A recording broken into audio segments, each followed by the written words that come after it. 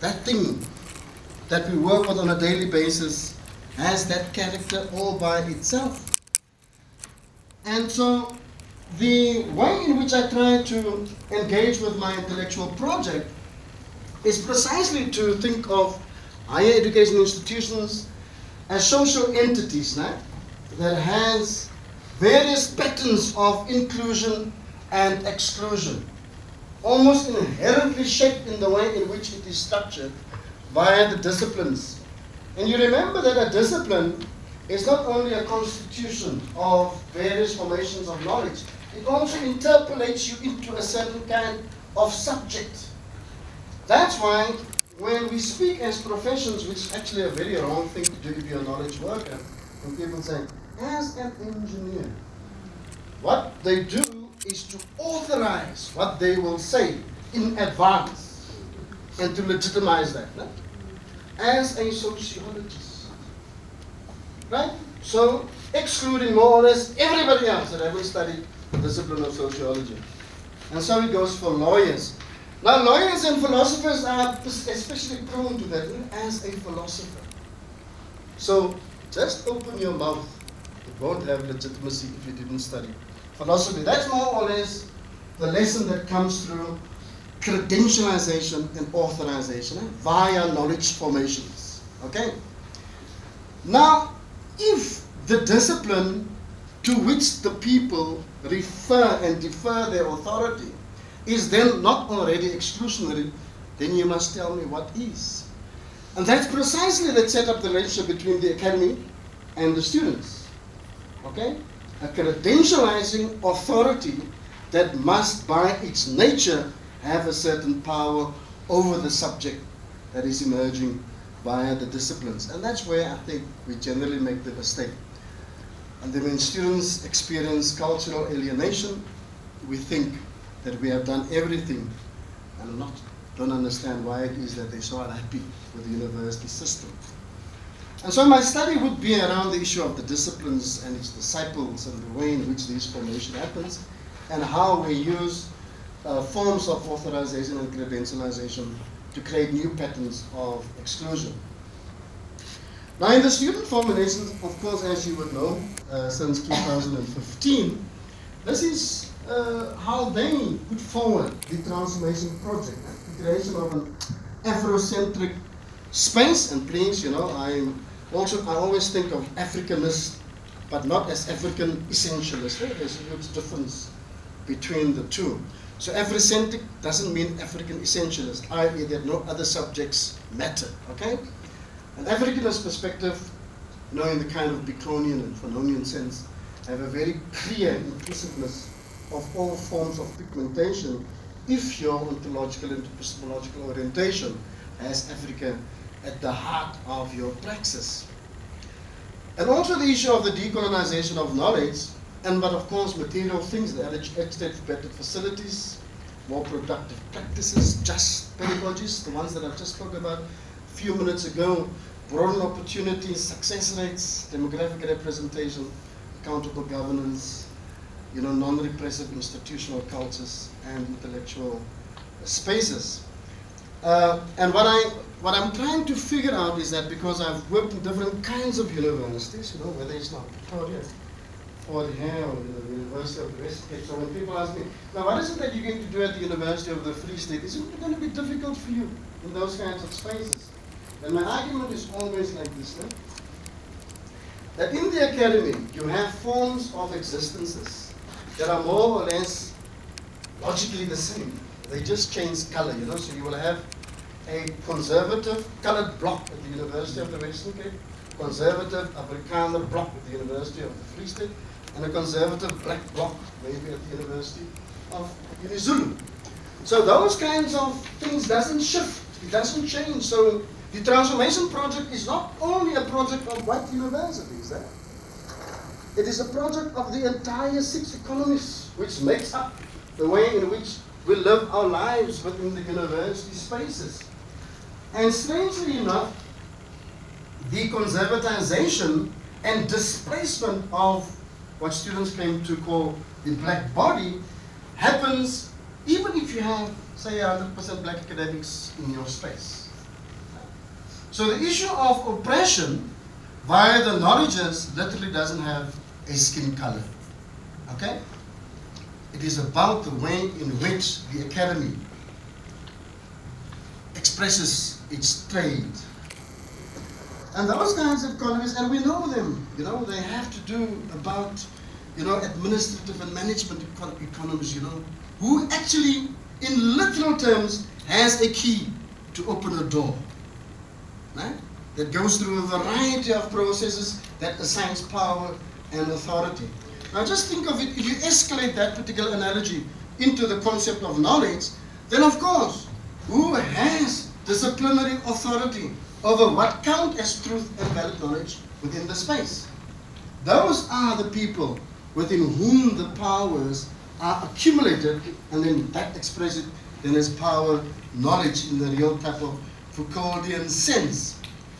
And so, if I want to focus on the transformation of the university sector, it will be a long project. It will be the social structure of the academy and the transformation of knowledges within the university space. That, of course, doesn't mean that we should not be worried about equity issues, redress, and all these other kinds of things at the surface level of our existence within the university space. But those 6 economies, more or less, in fact, and I've started to add more as well, they more or less make up the way in which we live our lives, you know. Social cultural, just think of it, the way in which we create different sets of networks socially and intellectually within the university space. I like the effective economy. You see, say, let me just give you one example, an effective economy. Now. If previous Amerikaans-speaking universities are taking their councils to court because you want to now not have an only Afrikaans medium of instruction in the university spaces, the mobilization against that is not based on scientific fact. It's based on effective emotional idea of a connection to a language that must mobilize reform and solidarity into a particular kind of social justice project which they think is just, okay? So those kinds of emotional economies work very powerfully in youth politics, for instance. How youth have mobilized the idea of the displacement of the black body effectively, okay, to create a certain form of social activism and solidarity across the spaces. Very powerful, very strategic in different kinds of ways. Now, in universities, you have effective economies, okay? Economies that are mobilized on the basis of emotions, of what we have gone through as a people, or as a group of people living in A, B, C, D space. So by the time when people started talking about the trauma of black people vis-a-vis the experience of colonialism and then apartheid, of course, what came to the table? More writings about the trauma of Afrikaner people during the South African War. For the simple fact of the reason is that your trauma can't be more important than mine. The one that happened in 1990 something is just important, so you are not the only victim. That's an effective economy, okay? Trying to create a moral equivalence between a war that was fought, you know, 10 more decades ago and the effects of apartheid. What does it do discursively? It displaces the moral authority of the black experience of apartheid, okay? And it is not so important as you think. That's more or less the message that must then come through. That is discursive authority, ideas that create truths that are not based on any historical fact, but more or less have material effect and force. George and I worked on this over the past few years on transformation indicators in the space. We're still trying to get competencies, various forms of measurements and evaluation tools in the space. There you are. I'm trying to run so that I can have more time for engagement with you as an audience. But one of the areas that are sometimes very neglected is the research area. That people think that research is an objective activity. But how you choose what is important to research in the university creates certain patterns of what is important. Okay? And so I've always argued for universities that if you do not focus on creating centers that study, say for instance, African societies or the history of African universities, you are signaling to your university community an unimportance of that particular topic. Okay? And so by the time that the students say decolonize the curriculum, they are arguing precisely on the basis that the life world experiences that they engage with on a daily basis is not reflected in the knowledges that they encounter within the university space. Okay? And you can have a variety of examples, né? LGBTI studies, queer studies, social justice studies, Africana studies, indigenous knowledge centers, and all those kinds of various forms of intellectual hubs that we create in our university that will signal to our university community that the African experience is important as something to be researched. Now, of course, the only reason why the African experience is important for research nowadays is to study it as an illness, a pathology. You know, what is wrong in the townships is a very, very crucial area of study for so many of the researchers.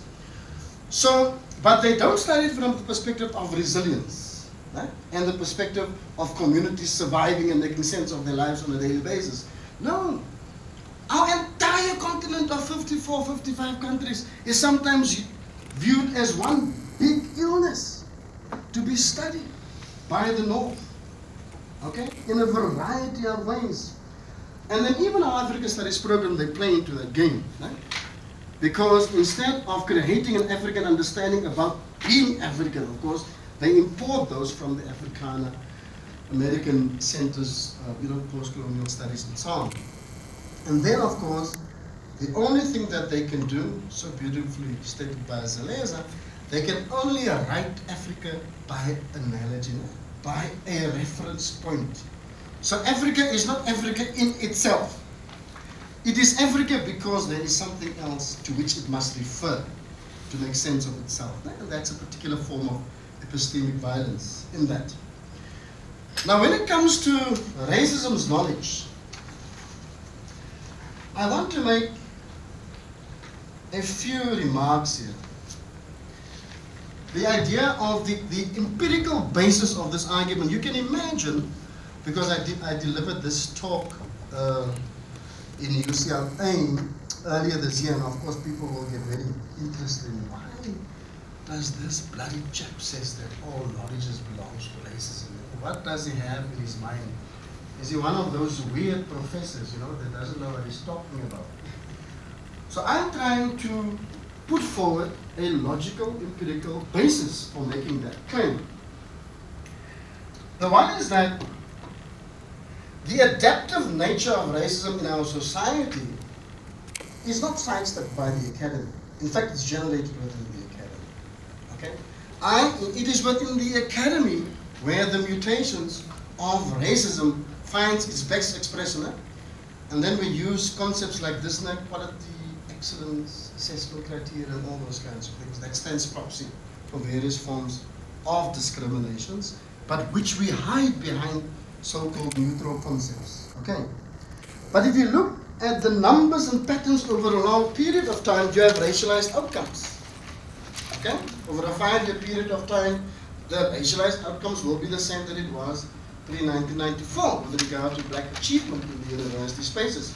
So how does a social system, purportedly being in a democratic space for more than 22 years, how does it silently reproduce inequalities whilst we all sleep in the night?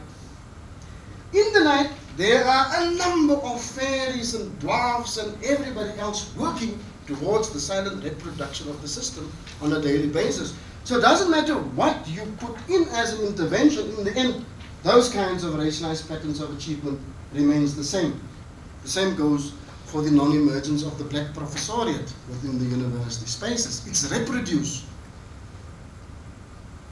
I say silently as a sarcastic formulation, but it's a system that reproduces those kinds of patterns. If you look at disciplinary hearings patterns, if you look at ethics committees, the kinds of decisions that they make, who get research funding, who doesn't get research funding, all those kinds of things.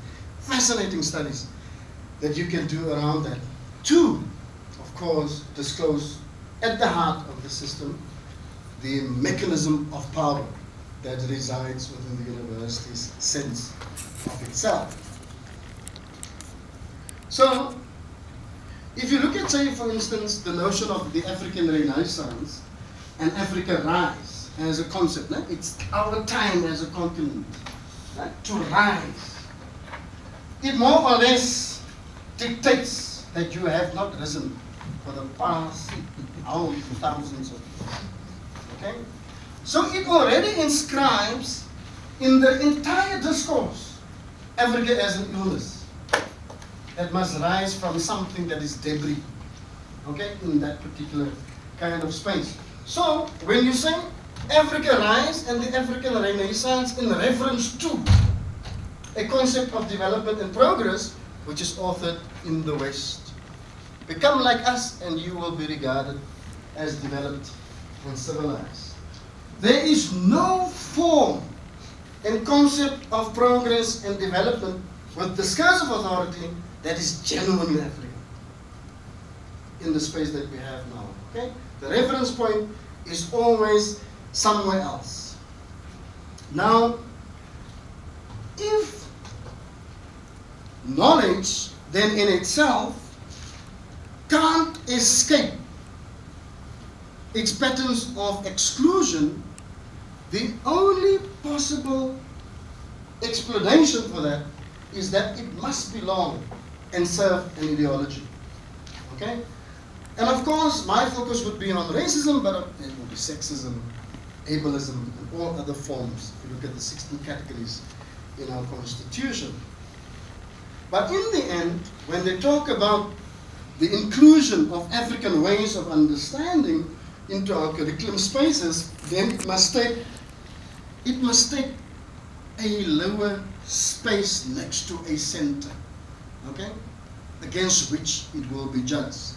In any case, as inevitably lesser. Okay? That's what's happening in the space. And then, of course, we call it a democratic discourse. Now, the issue here, and I'm going to try and bring this across in the way that I would like to do so, that I feel happy about the point that I'm making. And that is the question around knowledge in service of ideology is not to throw knowledge away, okay?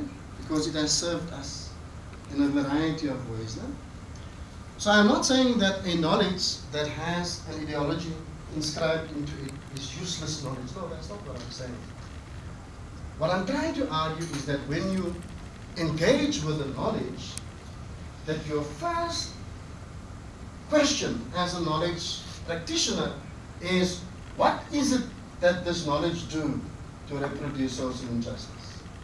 Not that it does, but it's a nice question to ask of all knowledges, isn't it? As the beginning of an engagement. Now that is the project of decolonization that I'm talking about.